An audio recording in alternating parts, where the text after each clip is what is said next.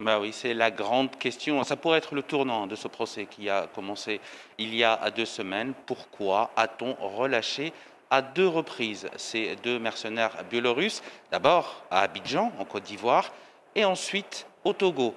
C'est une question simple, mais qui évidemment est au cœur de ce procès qui a commencé, je vous le disais, il y a 2 semaines.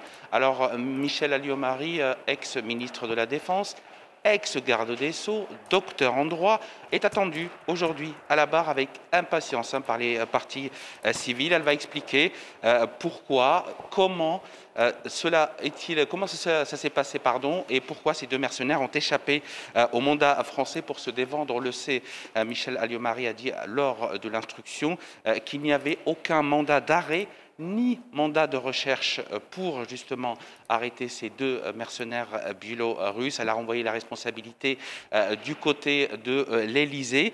Or, on sait maintenant, car ces conseillers juridiques ont témoigné, ils ont dit que, en tout cas au ministère de la Défense, il n'y avait eu aucune instruction, aucune demande à propos de la recherche ou en tout cas de l'arrestation de ces 2 mercenaires biélorusses. En tout cas, ces témoignages viennent contredire directement la parole de la ministre, la parole de la ministre qui était à l'époque en charge de la défense ici en France. Donc on le voit bien dans ce dossier, tout le monde semble se renvoyer la balle.